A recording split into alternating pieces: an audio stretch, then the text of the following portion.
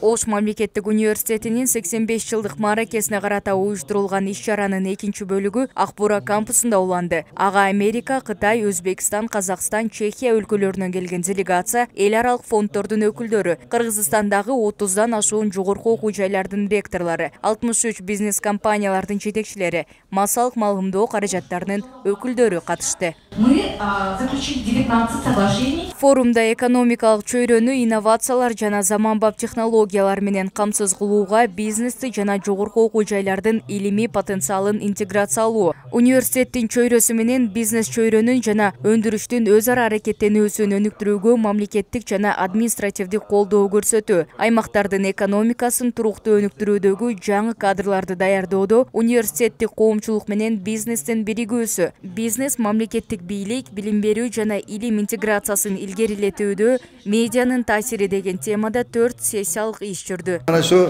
85 yıllıkka bağışlanan mərəkə bu bugünkü ziyolilar, ayniqsa yoshlar uchun katta bir saboq bo'ldi deb o'ylayman.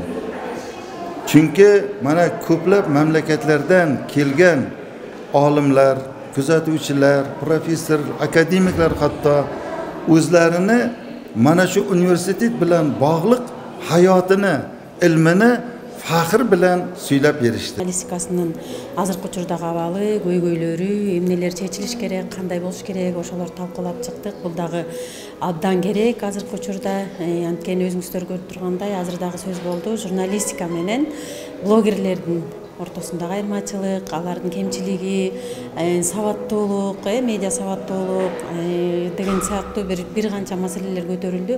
Ушулардын баары бүгүнкү күндө кыргыз журналистикасы үчүн, андан сырткары ошол окуу жайлар үчүн дагы, бул журналисттер даярдап аткан окуу жайлар үчүн да бул абдан зарыл. Панелдик сессияда аймактардын социалдык экономикалык өнүгүүсүнө таасир этүүчү илимий, бизнес коомчулуктун, мамлекеттик жана жергиликтүү бийлик органдарынын демилгелерин айкалыштыруу маселелери талкууланып, жыйынтыгында резолюция кабыл алынды. Максат шаар жана аймактарды өнүктүрүүгө стратегия иштеп чыгуу үчүн билим берүүнү жана илимди күчөтүү болуп саналат. Айкөл Молоева, Баяман Кенжебай уулу, Ош жаңылыктары.